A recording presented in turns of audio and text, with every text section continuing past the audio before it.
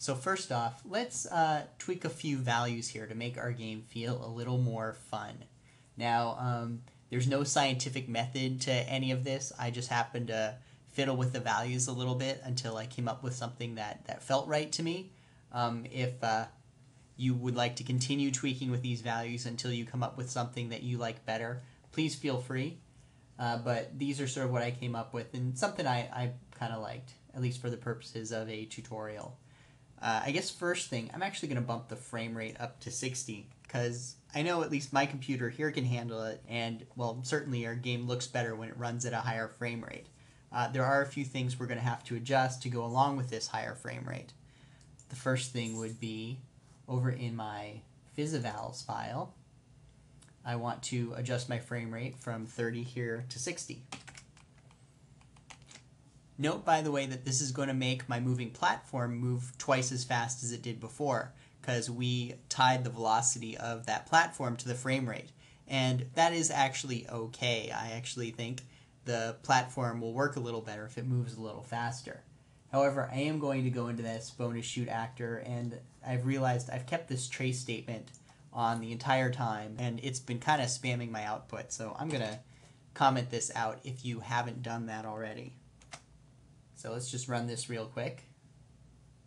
Ooh, alright, things are already looking a whole lot smoother. That's pretty cool. Now let's tweak a few more values here. First thing I'm actually going to do is change my ratio from 30 to 45. Basically what this means is 45 pixels on screen equals a meter instead of 30 pixels. So that basically everything on my screen is now smaller as far as Box 2D is concerned. These pegs have kind of shrunk a little bit, and I actually think that will make it work a little better. I mean, certainly if you think of a pachinko game, the ball and the pegs are actually quite small, and I think this will probably help. And now if we go back to my Puggle class, I'm going to tweak one or two more things. First things first, I'm actually going to change this launch velocity to something even more. Let's try 470. I think that's what I ended up with that actually felt pretty good. And then there's one other thing I actually want to do, which is change the force of gravity a little bit. I'm actually going to make my force of gravity a little less. So I can do that. I'm going to do that by setting up a constant here. And instead of 9.8, I'm going to go down to 7.8.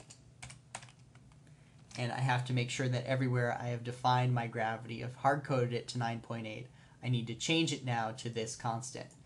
Probably a good example of why I should have made this a constant all along. So over here when I set up my aiming line, I'm going to change that to gravity. And way down in my setup physics world function, I'm also going to change this to my new gravity constant. So with all of these changes in, now when I run this thing, so the first thing you might notice, by the way, is that my aiming line goes a lot further down the screen than it used to. And that's because basically with the larger launch velocity, the distance that this ball can travel in a second is much further than it was before. I've also noticed that with the smaller gravity, I seem to get a little more of a rebound when my ball bounces off the various pegs and the walls and that kind of stuff. And that I think kind of makes it feel a little more fun, and maybe at times it bounces a little less predictably.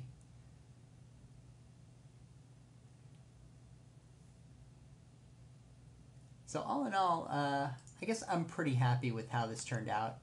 Feel free to keep tweaking the values. I bet you can come up with something that maybe feels a little more springier if that's what you're looking for. Somehow feels a little more fun. I'm pretty happy with this the way it is. So I'm going to leave it like this, and we'll move on to the next step, which is just adding maybe a couple of graphical effects. And so we'll do that next.